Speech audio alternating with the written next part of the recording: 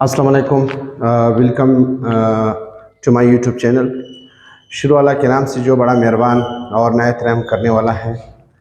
आज का जो लेक्चर है उसमें हम समझेंगे 1909 का रिफॉर्म, जिसको आम तौर पर हम कहते हैं Minto Morley reforms. Minto Morley reforms एक सेक्रेटरी ऑफ स्टेट है और दूसरा जो वाइसराय है। इन दोनों के नाम से जो रिफॉर्म बना है उसको कहते हैं मिंटो मोर्ले रिफॉर्म्स। तो मिंटो और मोर्ले ये 1909 का रिफॉर्म्स हैं, जिसमें एक कॉन्स्टिट्यूशनल रिफॉर्म्स है, ठीक है, एक कॉन्स्टिट्यूशनल डेवलपमेंट है सब कॉन्टिनेंट में। 1909 की रिफॉर्म को समझने से पहले हमें 1958, 1953 1853, 1858, 1861, 1892 का एक्ट बहुत इम्पोर्टेंट है।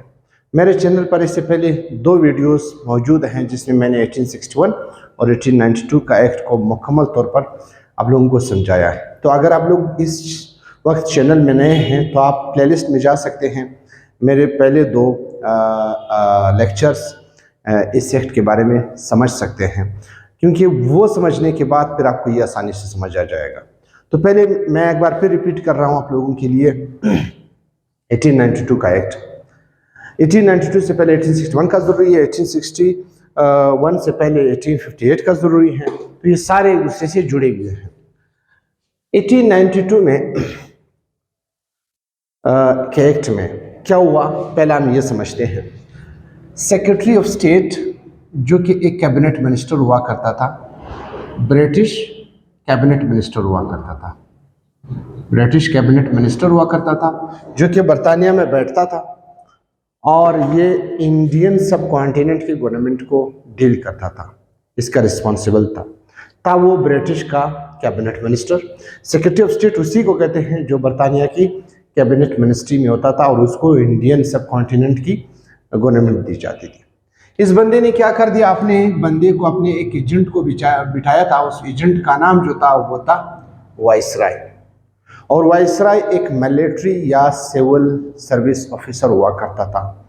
इसको जब इधर बिठाया था उसका नाम था वाइसराय। इस वाइसराय ने क्या कर दिया था, 2 काउंसिल बनाए थे। 2 काउंसिल, एक का नाम था एग्जीक्यूटिव काउंसिल, दूसरे का नाम था एडिशनल मेंबर्स। एग्जीक्यूटिव काउंसिल में इसमें बरतानिया से उसने 6 बंदे, 6 मिलिट्री ऑफिसर या सिविल सर्विस ऑफिसर लाए थे सब कॉन्टिनेंट में। फिर 1892 के एक्ट में इनको मिनिस्ट्रीज दिए, 1862 के एक्ट में इसको मिनिस्ट्रीज दिए थे और ये मिनिस्ट्रीज 1892 के एक्ट तक भी बरकरार थे, यानी उनको बाकायदा पोर्टफोलियो दिया था। बंदे लाए थे बरतानिया से यहाँ पे सब कॉन्टिनेंट, और फिर इनको यहाँ बता दिया। पहले ये एडवाइजरी काउंसिल हुआ करता था, सिर्फ मशवरे देता था। आहिस्ता आहिस्ता उनको क्या दे दिए, मिनिस्ट्रीज दे दिए। इनको मिनिस्ट्रीज दे, 6 मिनिस्ट्रीज देते किसको, civil service officer, military service officer के। दूसरा जो ग्रुप था एडिशनल मेंबर्स। एडिशनल मेंबर्स की तादाद जो थी वो 10 था 16 थी, यानी ये वो लोग थे जो वाइसराय के कहने पर सब कुछ करते थे। और इन लोगों में, इस काउंसिल में यहाँ पे ये इंडियंस ले जाते थे यहाँ पे, और यहाँ पे इंडियंस अलाउड नहीं थे। 1892 के एक्ट में इसमें इंडियंस को शामिल किया गया, 3 इंडियंस को यहाँ पे शामिल किया, लेकिन इसमें इंडियंस शामिल नहीं थे। किसमें, एग्जीक्यूटिव काउंसिल में। अच्छा, सब कुछ बजट वगैरह सब कुछ ये लोग तैयार करते थे। इन लोगों को कोई अख्तियार नहीं था कि इसके ऊपर कुछ बोले, यानी पूरी सारा finance, ministry, revenue, home department सब इनके पास था। इनके पास कुछ नहीं था, इससे एक किस्म का बराए नाम मेंबर्स थे, एडिशनल मेंबर्स के, लेजिस्लेटिव काउंसिल के मेंबर्स थे। इसमें 2 ग्रुप थे, ऑफिशियल, नॉन ऑफिशियल। ऑफिशियल की तादाद 6 थे। ये भी वाइसराय क्या करता था, नॉमिनेट करता था अपनी मर्जी से लोगों को लाता था। इसमें नॉन ऑफिशियल में जो बंदे रह गए थे उसमें से 5 फिर वाइसराय के नॉमिनेशन से आते थे, एक चैम्बर ऑफ कॉमर्स से आता था और 5 जो थे वो प्रोविंशियल काउंसिल से आते थे। सॉरी, ये जो 5 प्रोविंशियल असेंबली से जो बंदे आते थे उसमें से एक चैम्बर ऑफ कॉमर्स से आता था और 4 जो थे वो प्रोविंशियल असेंबली से आते थे। तो 4 और 1 5, 5 और 5 10, 10 और 6 16, यानी इनकी तादाद 10 से लेकर 16 तक हुआ करती थी। 5 वाइसराय की मर्जी से और एक बंदा इलेक्टेड और 4 बंदे जो थे, जितने 4 प्रोविंसेस थे सब कॉन्टिनेंट में, उनसे 4 बंदे इलेक्ट होके आते थे। यानी ये लोग असेंबली में बैठ जाते थे और फिर एक छोटा सा मिनी पार्लियामेंट हुआ करता था और पूरी सब कॉन्टिनेंट पर यही लोग लेजिस्लेशन करते थे। अच्छा, लेजिस्लेशन करते थे तो अख्तियार किसके पास था? ये जो लोग लाए थे बरतानिया से, ये लोग, इनके पास सबसे ज्यादा अख्तियार था। अच्छा, डिस्कशन अलाउड इनके दरमियान, और इनके दरमियान डिस्कशन को अलाउ कर दिया गया। पहले डिस्कशन भी अलाउड नहीं था, यानी कर बजट बनाते थे, हेल्थ को कितना बजट देना है, एजुकेशन को कितना बजट देना है, या किसी और जगह को कितना बजट, किसी इलाके को कितना बजट देना है, तो इस पर डिस्कशन पहले अलाउड नहीं थी 1862 के एक्ट में। 1892 के एक्ट में इन दोनों के दरमियान जो है डिस्कशन की इजाज़त दी गई। वोटिंग नॉट अलाउड, ये नहीं होता था कि हो सकता था कि ये लोग वोट करते थे कि मिसाल के तौर पर इस तरफ बजट देना है नहीं देना है, तो चलो वोटिंग करते हैं किसका हुआ है। इनको इजाज़त नहीं थी कि आप वोटिंग करें, वोटिंग नॉट अलाउड। पहला तो डिस्कशन भी अलाउड नहीं था, अब डिस्कशन इसमें अलाउड कर दिया इस एक्ट में। 1862 के एक्ट में डिस्कशन भी अलाउड नहीं था। क्वेश्चन अलाउड, 1862 के एक्ट में क्वेश्चन अलाउड नहीं था, 1892 की एक्ट में क्वेश्चन अलाउड कर दिए गए, but supplementary question not allowed. Supplementary question जो थे वो अलाउड नहीं थे। मिसाल के तौर पर हेल्थ को कितना बजट देना है, 200 अरब रुपए। अच्छा, ये क्वेश्चन हो गया। अभी इनका ये क्वेश्चन था, सपोज क्यों देना है इतना ज्यादा बजट, सपोज, या डिफेंस को कितना बजट देना है, 500 अरब, बस। सप्लीमेंट्री क्वेश्चन ये था क्यों देना है, ये इजाजत नहीं थी। ठीक है, वो भी आपने क्या करना था, आपने 6 हफ्ते पहले, 6 दिन पहले उनको नोटिस देना, एक लेटर लिखना होता था कि भाई मैं क्वेश्चन पूछ रहा हूँ, इजाज़त दे दे। 6 दिन के बाद ये लोग इजाज़त देते थे, ये लोग फिर आपसे क्वेश्चन करते थे, सिर्फ क्वेश्चन कर सकते थे, सप्लीमेंट्री क्वेश्चन नहीं पूछ सकते थे। ये तरतीब था। प्रोविंशियल असेंबलीज इसमें थे ही नहीं, यानी प्रोविंसेस में कोई उन्होंने लेजिस्लेशन नहीं करनी थी, सिर्फ सेंटर में। इसके बाद 2 मेजर चेंजेस आए। पहला मेजर चेंज ये आया कि 1900 में लिबरल पार्टी इलेक्शन जीती है बरतानिया में। ठीक है, लिबरल पार्टी इलेक्शन जीती है बरतानिया में।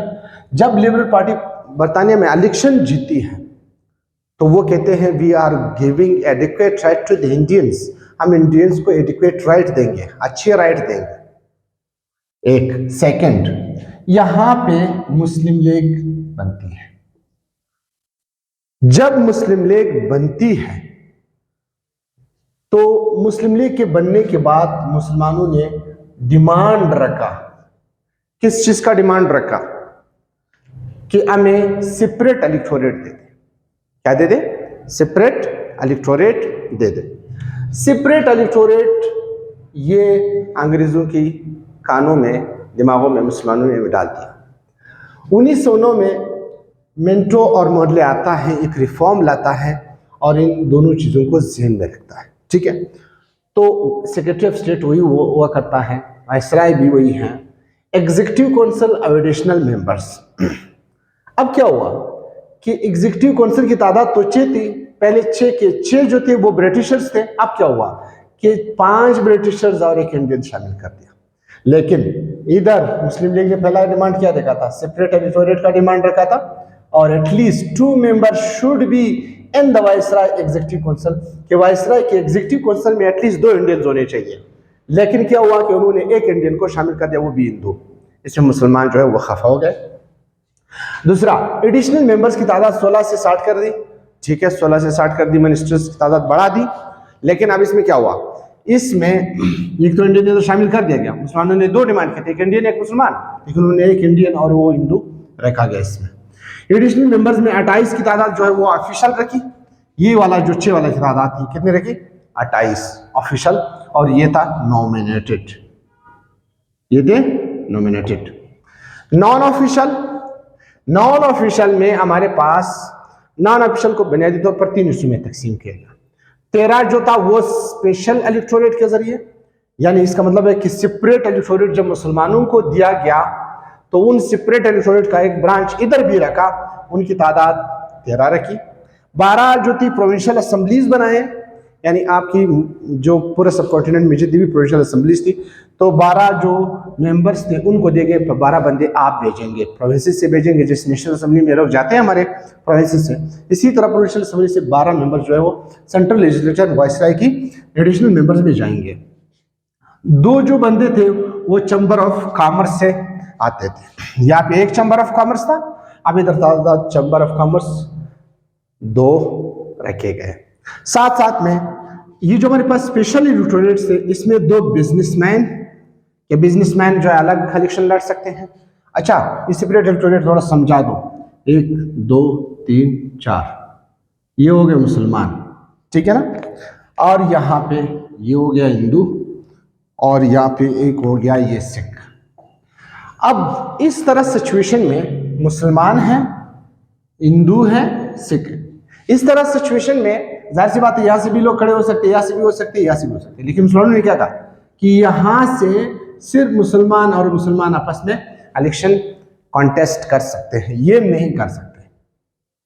और जिधर भी मुसलमान मिनॉरिटी में थे उधर भी मुसलमान अपना इलेक्शन कॉन्टेस्ट कर सकते हैं। मुसलमानों को अलग इलेक्शन का एक अलग तरतीब दे दिया, तो सेपरेट इलेक्टोरेट मुसलमानों को दिया गया, और इसमें 2 बंदे जो बिजनेसमैन को दे दिए, 5 बंदे मुसलमानों को दे दिए कि 5 बंदे आप सेपरेट इलेक्टोरेट जैसे भी चाहे आप इलेक्शन कॉन्टेस्ट कर सकते हैं। 6 बंदे जो थे वो जमींदार रखे गए स्पेशल इलेक्टोरेट्स में। सो ये viceroy executive council 1 Indian was added, additional members strength was increased from 16 to 60, and these 60 members are 28 were nominated official and 32 are non-official. In non-official, 2 are given for Chamber of Commerce, 12 for provincial assemblies, 13 for special electorates. Special electorates पर आप इस तरह divide करते हैं। Now, special electorates reserved for the Muslim, यानी इसका मतलब this was the first time के ब्रिटिशर्स ने कम्युनल रिप्रेजेंटेशन की तरफ तवज्जो दी, ठीक है।